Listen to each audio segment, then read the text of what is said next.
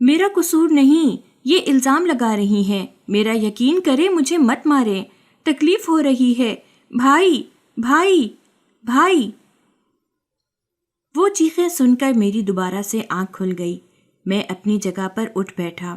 میرا پورا جسم اس وقت پسینے میں شرابور تھا۔ خوف کی وجہ سے میں کانپ رہا تھا۔ آنکھوں میں آنسو آ گئے۔ بہن کو گزرے ابھی 1 دن ہی ہوا تھا اور آج ہی وہ میرے خواب میں آ گئی تھی اور اپنی بے گناہی کی گواہیاں دے رہی تھی۔ نہ جانے کیوں اب میرا دل بہت زیادہ گھبرا رہا تھا۔ پتہ نہیں کیوں مجھے شک ہو رہا تھا کہ میری بہن ٹھیک ہی کہہ رہی تھی۔ اب پچھتاوے کے علاوہ میرے پاس کچھ بھی نہیں بچا تھا۔ ایک نظر قریب سوئی ہوئی اپنی زوجہ محترمہ پر ڈالی جو ہوا کے جھونکے کی طرح میری زندگی میں آئی تھی اور مجھے اچانک ہی اس سے بے حد محبت ہو گئی تھی۔ اس کے سامنے مجھے کچھ نظر ہی نہیں آتا تھا۔ کمرے میں دم بھی گھٹ رہا تھا۔ خاموشی سے اٹھ کر کمرے سے باہر نکل گیا۔ اب میرا رخ چھت کی طرف تھا۔ وہاں پر کھڑے تھوڑی ہی دیر گزری تھی کہ مجھے باتوں کی آواز سنائی دینے لگی۔ رات کے پہر نہ جانے کون سی لڑکیاں تھیں جو چھت پر کھڑی باتیں کر رہی تھیں۔ مجھے حیرت ہو رہی تھی۔ چھوٹے چھوٹے قدم اٹھاتا ہوا جب میں اس طرف گیا تو آواز آنا یکدم ہی بند ہو گئی۔ میں نے اسے اپنا وہم قرار دیا۔ وہیں دوبارہ سے جا کر کھڑا ہو گیا۔ مزید 5 منٹ گزرے تھے کہ دوبارہ سے سرگوشیوں کی آواز سنائی دینے لگی۔ اب اس کے ساتھ ساتھ ہلکی ہلکی ہنسی کی آواز بھی شامل تھی۔ نہ جانے کون تھا جو پاگل ہو گیا تھا اور رات کے اس پہر لطیفے سنا رہا تھا۔ مجھے ان کی ذہنی حالت پر شک ہونے لگا۔ ایک تو میں پہلے ہی اپنی بہن کی وجہ سے بہت زیادہ پریشان تھا اور اوپر سے ان لوگوں کی دھیمی دھیمی سرگوشیاں، یہ سب میرا دماغ خراب کر رہے تھے۔ میں ذرا سا اونچی آواز میں چلایا کہ کون ہے، مہربانی کرو خاموش ہو جاؤ، اس وقت تو لوگوں کو آرام کرنے دو۔ میرے کہنے کی دیر تھی کہ آواز مکمل طور پر بند ہو گئی۔ اب کسی کا بھی نام و نشان نہیں تھا۔ تھوڑی ہی دیر کے بعد مجھے اپنے نام کی پکار سنائی دی۔ وہ جو کوئی بھی تھا مجھے جانتا تھا۔ میں نے گردن پھیر کر دیکھا تو اندھیرے میں کوئی عورت کھڑی نظر آئی جس نے اپنے سر پر چادر اوڑھ رکھی تھی اور اپنے چہرے کو بھی ڈھانپ رکھا تھا۔ نہ جانے یہ کون تھی، آج سے پہلے میں نے اسے اس محلے میں نہیں دیکھا تھا۔ وہ اپنی جگہ پر ہی کھڑی رہی۔ میں نے اس کی طرف جانے کی کوشش کی تو اس نے ہاتھ اٹھا کر مجھے وہیں پر روک دیا۔ میں ششو پنج میں مبتلا ہو گیا۔ تھوڑی دیر کے بعد جو بات اس نے کی وہ سن کر مجھے لگا کہ میرے قدموں کے نیچے سے زمین نکل گئی ہے۔ وہ مجھے کہنے لگی کہ تمہیں کم از کم اپنی بہن کی بات پر ایک بار یقین کر لینا چاہیے تھا۔ تم نے اپنی بہن کے ساتھ بہت بڑی زیادتی کی ہے، تمہیں بھی اس کی سزا ملے گی، تمہیں اپنے رب کے سامنے اس کا حساب دینا پڑے گا۔ میں اس سے پوچھنا چاہتا تھا کہ تم کون ہو اور تم اس بارے میں کیسے جانتی ہو؟ اپنی بہن کے ساتھ میں نے جو بھی سلوک کیا تھا اس کے بارے میں صرف اور صرف چند لوگ ہی جانتے تھے۔ ایک میں تھا، ایک میری بیوی تھی اور دوسرا وہ شخص تھا جس کے ساتھ میں نے اپنی بہن کو بیاہا تھا۔ جب اس کا انتقال ہوا تب بھی میں نے پورے محلے والوں کو اپنی بیوی کے کہنے کے مطابق یہی بتایا تھا کہ وہ سیڑھیوں سے گر گئی تھی جس کی وجہ سے اس کے سر پر چوٹ لگ گئی۔ چونکہ اسے غسل میری بیوی نے اپنی کچھ دوستوں کے ساتھ مل کر ہی دیا تھا، اسی وجہ سے معاملہ باہر تک نہیں گیا اور ہم لوگوں کی بھی بچت ہو گئی۔ مگر میرا ضمیر تھا جو ایک لمحے کے لیے بھی مجھے چین کا سانس نہیں لینے دے رہا تھا۔ گزرے ہوئے لمحات ہر بار ہی میری آنکھوں کے سامنے گھومنے لگتے تھے جس سے میری تکلیف بڑھ جاتی تھی۔ مجھے سمجھ نہیں آ رہی تھی کہ آخر میں ایسا کیسے کر سکتا تھا۔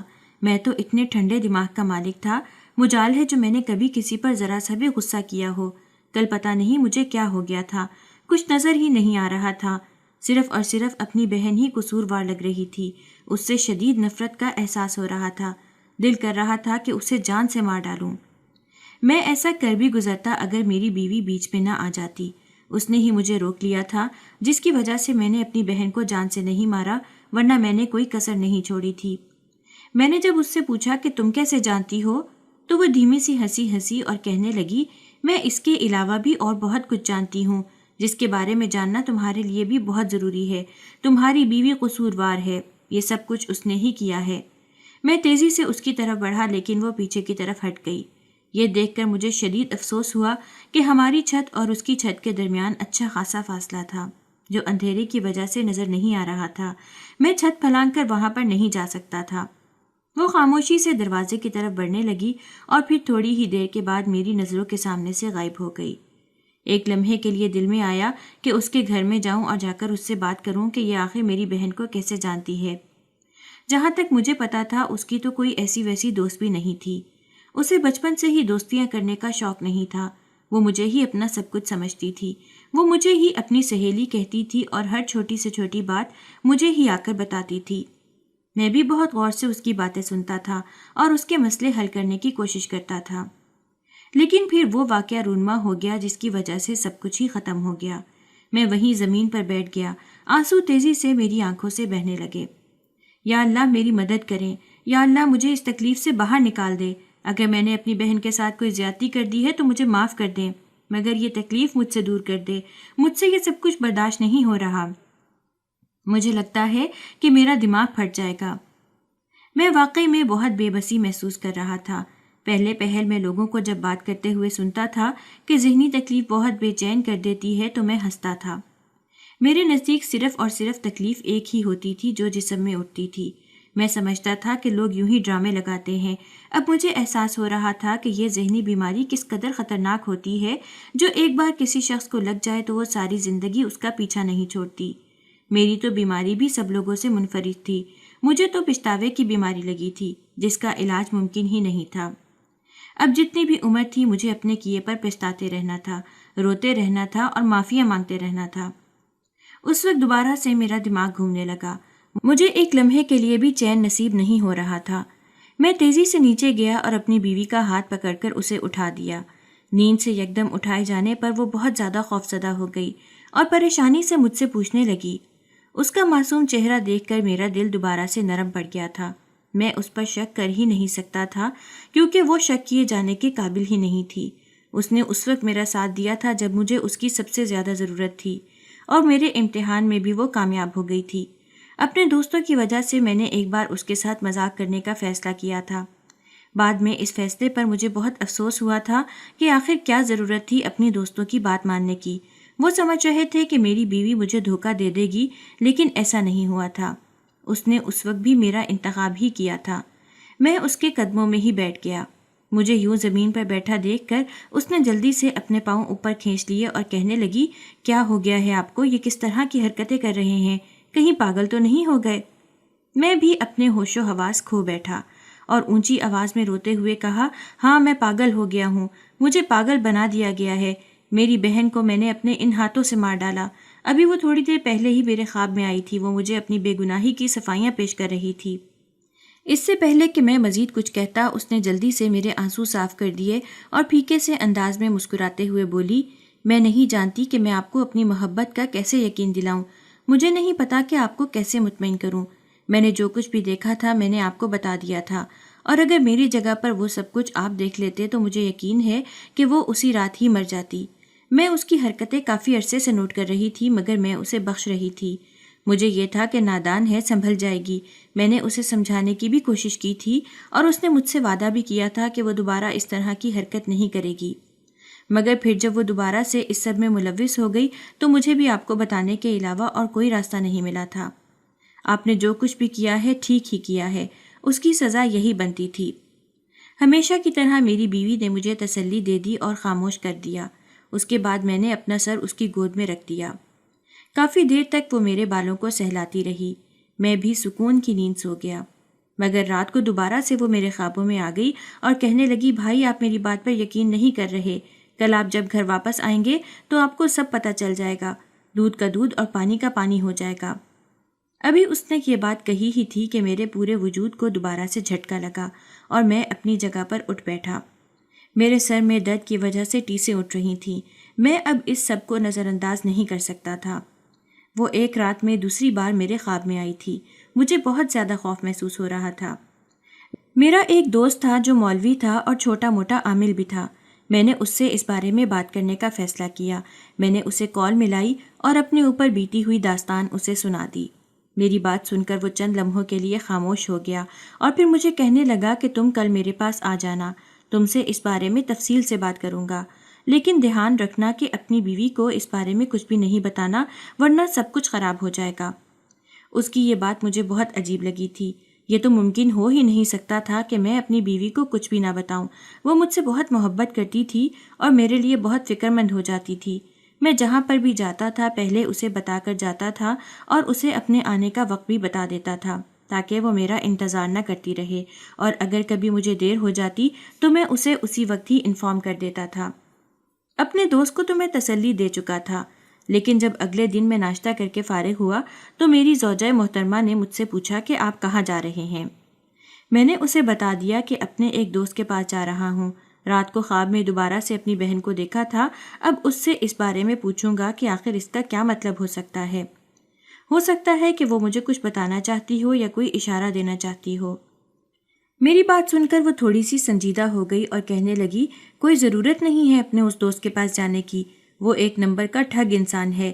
میں نے اپنی دوست کو ایک دفعہ اس کا نمبر دیا تھا، اس نے میری دوست کو ہی بیوقوف بنایا اور اس سے پیسے بھی لوٹ لیے۔ میرا منہ حیرت سے کھلے کا کھلا رہ گیا۔ میں نے اسے کہا کہ ایسا تو ممکن ہی نہیں ہو سکتا، اس کے ہاتھوں میں تو بہت زیادہ شفا ہے، وہ جس کو بھی دم کرتا ہے وہ انسان مکمل طور پر ٹھیک ہو جاتا ہے اور دوبارہ کبھی اسے وہ تکلیف بھی نہیں ہوتی۔ میری بیوی کھلکھلا کر ہنسنے لگی اور کہنے لگی، یہ صرف اور صرف ڈرامے ہیں اور کہنے کی باتیں ہیں، میں نے آپ کو کہہ دیا ہے کہ آپ نے وہاں پر نہیں جانا تو نہیں جانا۔ اب وہ ضد کرنے لگی تھی، مجھے اس کا یہ انداز بالکل بھی اچھا نہیں لگ رہا تھا۔ یہ بات ٹھیک تھی کہ میں اس سے محبت کرتا تھا اور اس کے لیے کچھ بھی کر گزرنے کے لیے تیار ہو سکتا تھا، لیکن اس کا یہ مطلب بھی نہیں تھا کہ وہ احترام ہی بھول جائے۔ اسے تو میں نے اس وقت سمجھانے کی کوشش نہیں کی کیونکہ میں جانتا تھا کہ وہ ضد پر اڑ چکی ہے۔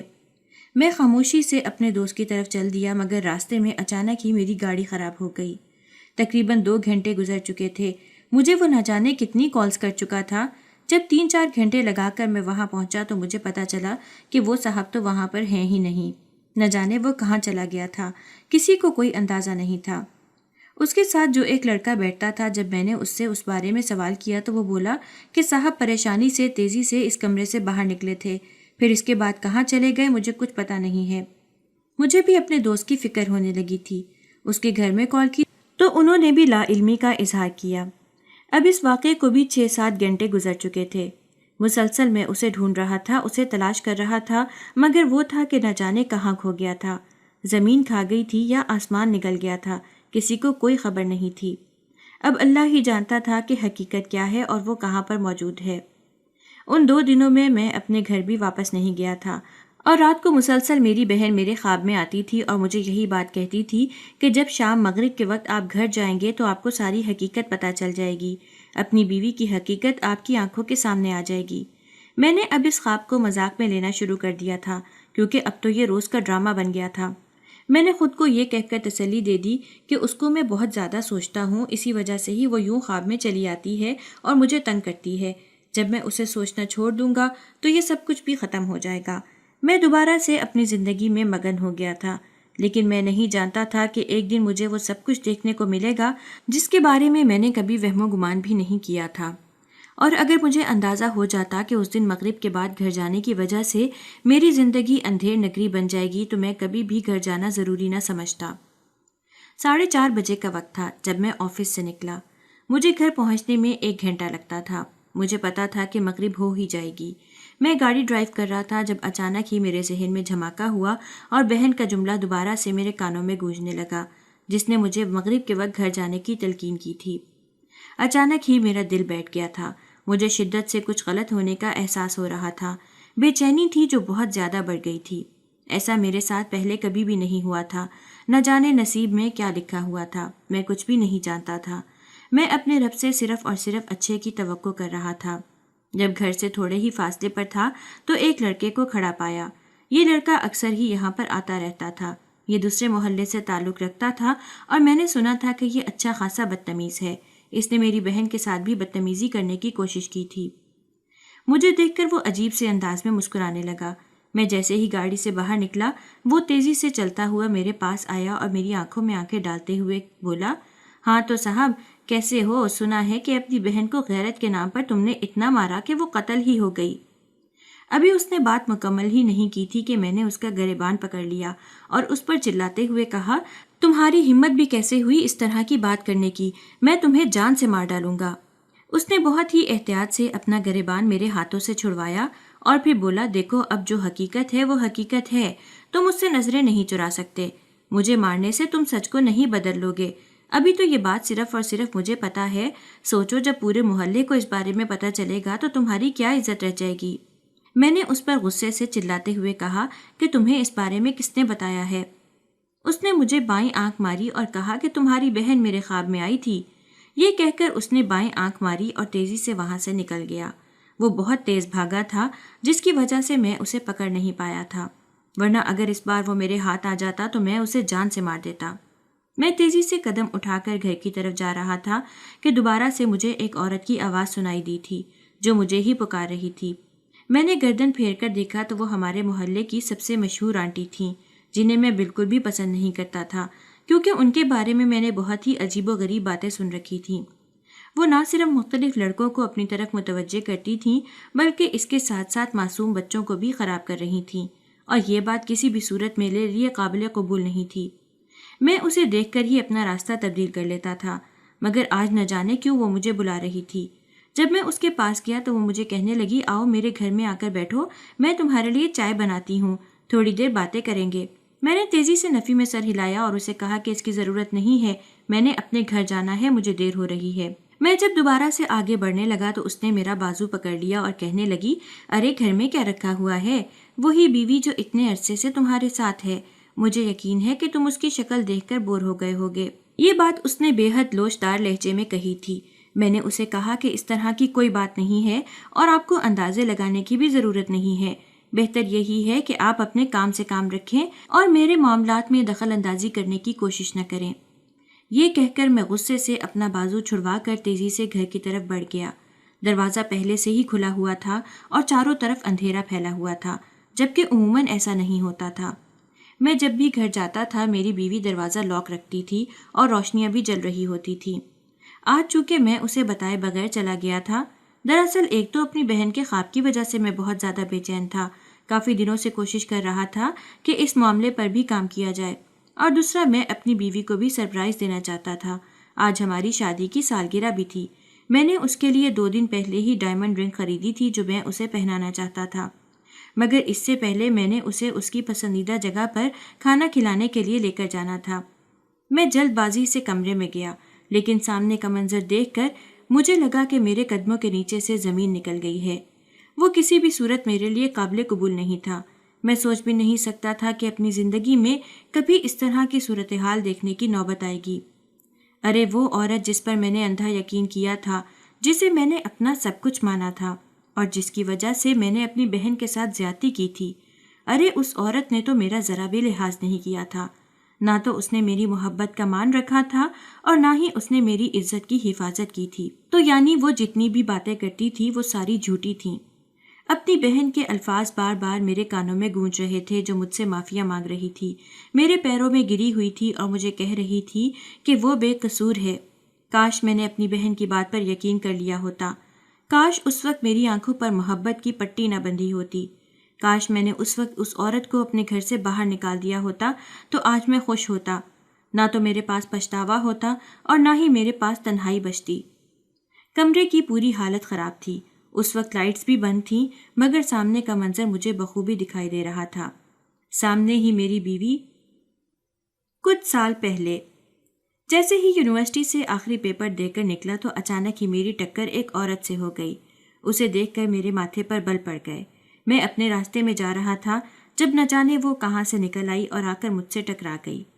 صاف ظاہر ہو رہا تھا کہ اس نے یہ سب کچھ جان بوجھ کر کیا ہے۔ پھر وہ دھیمی سی آواز میں مجھ سے معافی مانگنے لگی۔ میں نے اس کے معافی نامے کو مکمل طور پر نظر انداز کیا اور دوبارہ سے اس کے قریب سے ہو کر گزرنے ہی لگا تھا کہ اس نے میرا نام پکار دیا۔ اپنے نام کی پکار سن کر میں بہت زیادہ حیران ہوا۔ جب میں نے گردن پھیر کر دیکھی تو وہ مسکراتے ہوئے میری طرف ہی دیکھ رہی تھی۔ اس نے اب اپنے چہرے سے چادر ہٹا دی تھی۔ وہ بے حد خوبصورت لڑکی تھی۔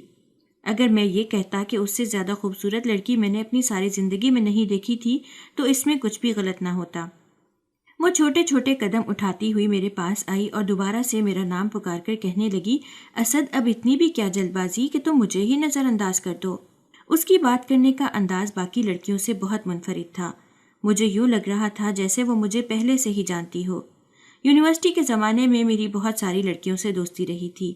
سوشل میڈیا میں بہت سی ایسی لڑکیاں موجود تھیں جن سے میں فارغ وقت میں باتیں کرتا تھا اور وہ مجھے ملنے کی پیشکش بھی کرتی تھیں، مگر میں ہی انکار کر دیتا تھا۔ مجھے یہی تھا کہ ہو سکتا ہے یہ سوشل میڈیا کی لڑکیوں میں سے ہی کوئی ایک ہو۔ جب میں نے اس سے یہ پوچھا تو اس نے مجھے اپنا نام نور بتایا۔ اس نام کی لڑکی کو میں نہیں جانتا تھا۔ پھر وہ میرے پاس آئی اور میرے چہرے پر پھونک مارتے ہوئے کہنے لگی کہ اتنے غور سے میرے چہرے کو نہ دیکھو ورنہ مجھے نظر لگ جائے گی۔ اگر میں بیمار ہو گئی تو میں تمہیں نہیں چھوڑوں گی، ڈاکٹر کی فیس بھی تمہیں ہی ادا کرنی پڑے گی۔ اس نے بہت ہی پیارے انداز میں یہ کہا تھا۔ نہ چاہتے ہوئے بھی میرے لبوں پر مسکراہٹ پھیل گئی۔ تھوڑی دیر پہلے تک مجھے اس عورت سے چڑ محسوس ہو رہی تھی، لیکن ابھی یکدم ہی مجھے وہ بہت اچھی لگنے لگی تھی۔ یوں لگ رہا تھا جیسے اس نے مجھ پر کوئی جادو کر دیا ہو۔ میں نے اس سے پوچھا کہ تم کیا اپنا تعارف کروا سکتی ہو اور مجھے یہ بتا سکتی ہو کہ تم مجھے کیسے جانتی ہو؟ میری بات سن کر اس نے کندھے اچکا دیے اور کہنے لگی، یہ جاننا آپ کے لیے ضروری نہیں ہے، بلکہ آپ کے لیے یہ جاننا ضروری ہے کہ میں آپ کو پسند کرتی ہوں۔ پہلی بار میں نے کبھی کسی لڑکی کے منہ سے اپنے لیے اظہار محبت سنا تھا۔ پہلی ہی ملاقات میں وہ لڑکی اتنا کھل کر میرے سامنے آ رہی تھی۔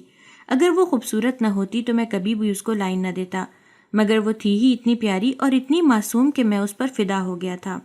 حسن شروع سے ہی میری کمزوری تھی۔ مجھے لے کر وہ کیفے چلی گئی۔ ہم دونوں بیٹھ کر کھانا کھانے لگے۔ اس کے ساتھ ساتھ وہ مجھے اپنے بارے میں تفصیل سے بتا رہی تھی۔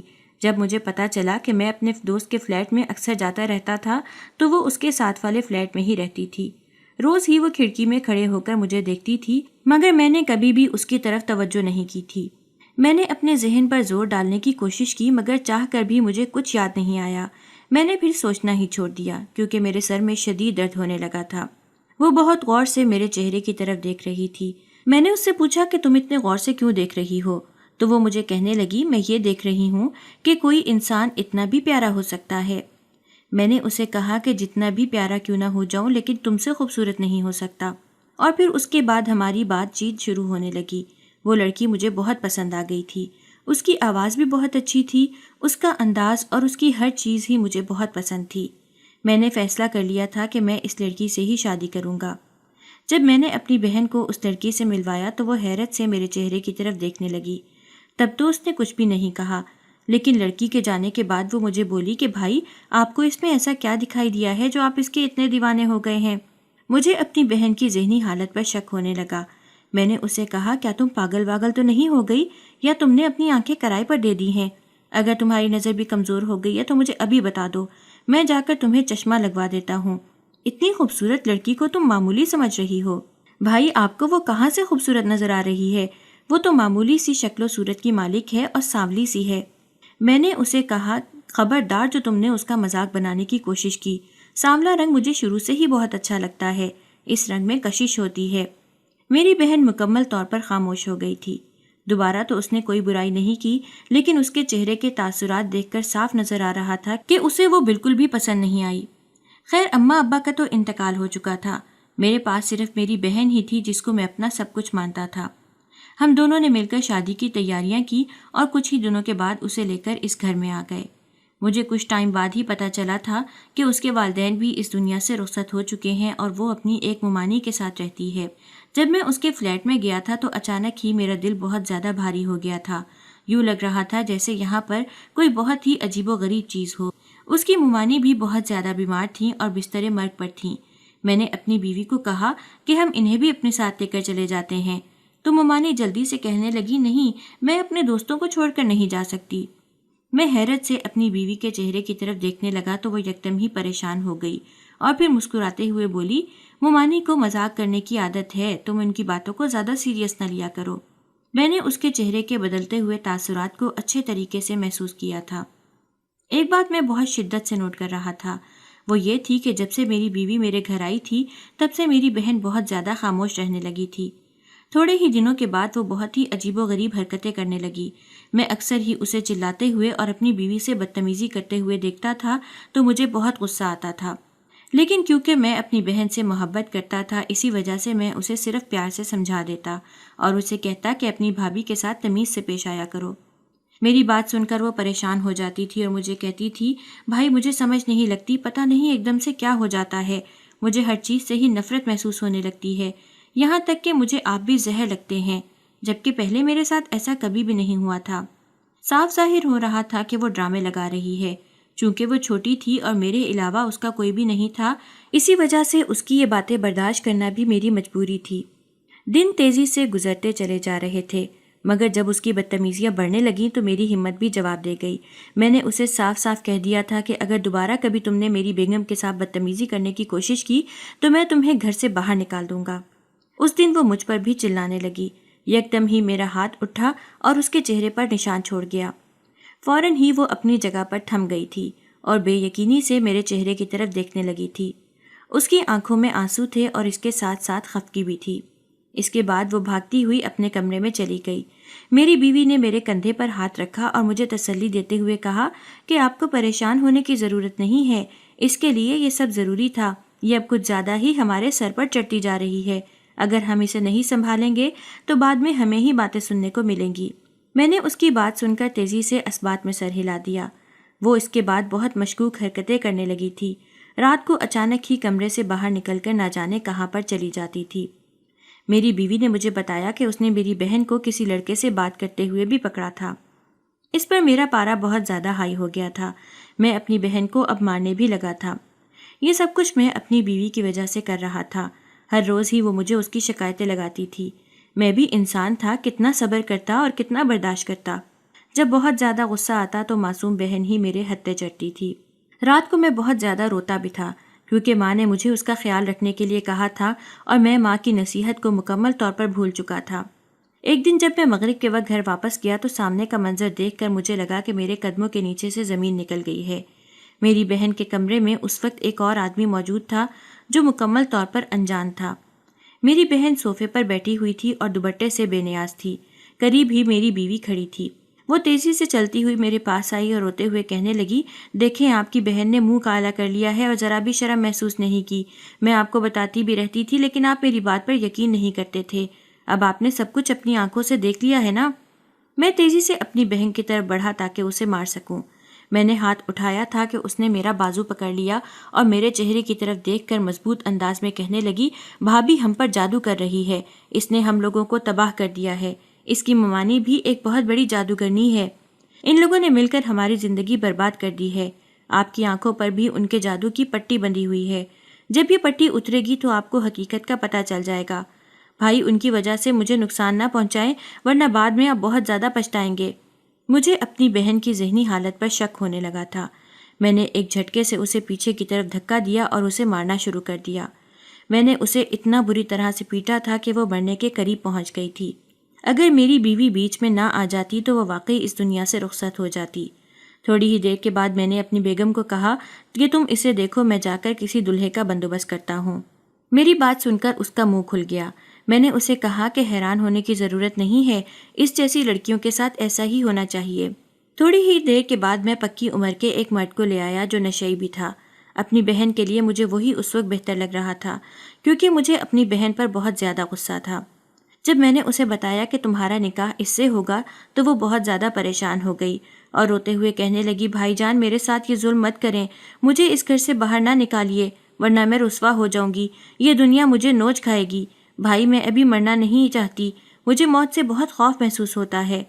آپ تو اس بارے میں جانتے ہیں نا، تو پھر کیوں آپ مجھے اپنے ہاتھوں سے قبر میں دھکیل رہے ہیں؟ میں نے اس کا منہ دبوچا اور اسے غصے سے کہا کہ تم جیسی لڑکیوں کے ساتھ ایسا ہی ہونا چاہیے، بلکہ تم جیسی لڑکیوں کو تو پیدا ہوتے ہی دفن کر دینا چاہیے تاکہ بعد میں اس طرح کا کوئی بھی کام تم لوگ کر ہی نہ سکو۔ نفرت میرے اندر بڑھتی ہی چلی جا رہی تھی۔ تھوڑی ہی دیر کے بعد میں نے اس کا نکاح اس آدمی سے کر دیا اور اسے اپنے گھر سے رخصت کر دیا۔ جیسے ہی اس نے اپنے قدم میرے گھر سے باہر نکالے، مجھے لگا کہ وہ میرا سب کچھ اپنے ساتھ لے کر چلی گئی ہے۔ میرا سکون برباد ہو گیا تھا، میری خوشیاں بھی چھن گئی تھیں، اور پھر جب مجھے یہ خبر ملی کہ وہ اس دنیا سے رخصت ہو گئی ہے تو مجھے لگا کہ ساتوں آسمان میرے سر کے اوپر آ کر گر گئے ہوں۔ میں نے ایسا تو کبھی بھی نہیں سوچا تھا۔ میں بہت زیادہ رو رہا تھا جبکہ میری بیوی مسلسل کھڑی مجھے تسلیاں دے رہی تھی۔ تھوڑی ہی دیر کے بعد یکدم ہی میرا دل مطمئن ہو گیا۔ اپنے دل کی یوں بدلتی ہوئی حالت پر بھی میں پریشان تھا۔ کبھی کبھار میں بہت زیادہ دکھی ہو جاتا تھا اور کبھی کبھار یوں لگتا تھا جیسے کوئی ٹینشن اور پریشانی ہی نہیں ہے۔ میں باتیں بھی بہت زیادہ بھولنے لگا تھا۔ اور پھر اس کے بعد ہی میری بہن میرے خوابوں میں آنے لگی۔ وہ مجھے روز ہی کہتی تھی کہ مغرب کے بعد گھر جاؤں، اور آج جب میں گھر آیا تو مجھ پر سارے راز کھل گئے۔ ایک انجان مرد کمرے میں موجود تھا، اس کی میری طرف پشت تھی۔ وہ میری بیوی کے روبرو بیٹھا ہوا تھا، جبکہ میری بیوی نے آنکھیں بند کی ہوئی تھیں۔ وہ لوگ اس وقت میری بہن کے بارے میں ہی بات کر رہے تھے۔ یقیناً وہ میری موجودگی سے انجان تھے اور یہ بھی نہیں جانتے تھے کہ باہر کا دروازہ کھلا ہوا ہے۔ میری بیوی نے اپنے منہ سے اعتراف کیا تھا کہ اس نے میری بہن پر جادو کیا تھا، جس کی وجہ سے اسے مختلف جنات نظر آتے تھے جو اسے ڈراتے تھے، جس کی وجہ سے وہ عجیب و غریب حرکتیں کرتی تھی۔ مجھ پر بھی اس نے جادو کیا ہوا تھا۔ وقفے وقفے سے وہ مجھ پر بھی جادو کرتی تھی۔ جب بھی میں اپنی بہن کا ساتھ دینے لگتا تھا تو وہ فوراً ہی مجھ پر کوئی عمل کر دیتی تھی اور میں اس کے چنگل میں پھنس جاتا تھا۔ اب مجھ پر ساری حقیقتیں آشکار ہو رہی تھیں۔ اس کی ممانی واقعی ایک بہت بڑی جادوگرنی تھی۔ میری بہن نے جو کچھ بھی بتایا تھا وہ بالکل ٹھیک بتایا تھا۔ اس سے پہلے کہ وہ مزید کچھ کہتی، میں تیزی سے چلتا ہوا ادھر گیا اور اس آدمی کو پکڑ کر پیچھے کی طرف دھکا دے دیا جو یقیناً اس کا عاشق ہی تھا اور میری غیر موجودگی میں اس کے گھر پہنچ جاتا تھا۔ میری بہن نے ایک بار مجھے اس بارے میں بتایا بھی تھا، مگر اس وقت میں نے اس کی بات کو مکمل طور پر نظر انداز کر دیا تھا۔ میری بیوی مجھے دیکھ کر مسکرانے لگی اور کہنے لگی، آخر تم نے اپنی بہن کے خواب کو سچ ثابت کر ہی دکھایا۔ وہ بہت ہی بے غیرت تھی، کہیں بھی شرمندگی نہیں تھی اس عورت میں۔ میں نے اس سے محبت کی تھی اور اسی عورت نے ہی میری پیٹھ پیچھے خنجر گھونپا تھا۔ یہ بات مجھے کسی بھی طور پر قابل قبول نہیں تھی۔ میں نے اسے کہا کہ میں تمہیں جیل بھیج دوں گا، وہاں پر پھر جادو کرتی رہنا۔ میری بات سن کر وہ آدمی تیزی سے میری طرف بڑھا تاکہ مجھے مار سکے، مگر میں نے پھرتی کا مظاہرہ کیا اور تھوڑی ہی دیر میں اس کو بے ہوش کر دیا۔ پھر میں نے پولیس میں کال کی اور اس عورت کو پولیس کے حوالے کر دیا۔ تب مجھے پتہ چلا تھا کہ وہ لوگ بھی اسے کافی عرصے سے ڈھونڈ رہے تھے۔ اس نے نہ جانے کتنے گھر خراب کیے تھے۔ سارے کام نپٹانے کے بعد میں صحن میں جا کر بیٹھ گیا۔ وہ لڑکی جسے میں نے اس رات دیکھا تھا وہ اس وقت چھت پر کھڑی تھی اور میری طرف مسکراتے ہوئے دیکھ رہی تھی۔ میں تیزی سے اس کی طرف بھاگا تو مجھے پتہ چلا کہ وہ ان لوگوں میں سے تھی جس کے بھائی پر بھی میری بیوی نے ہی جادو کیا تھا۔ جب اس نے اسے ہمارے محلے میں دیکھا تو وہ بہت زیادہ پریشان ہو گئی تھی۔ میری بہن کو اسی نے ہی حقیقت کے بارے میں بتایا تھا۔ میری بہن اس کے خواب میں بھی آ رہی تھی۔ دوبارہ سے میں نے اپنی بہن کو کبھی بھی نہیں دیکھا۔ یقیناً اس معصوم پر جو الزام لگایا گیا تھا وہ غلط ثابت ہو گیا تھا اور اس کی روح بھی سکون میں چلی گئی تھی، مگر میری زندگی اجیرن بن گئی تھی۔ کہیں بھی سکون کا نام و نشان تک نہیں تھا۔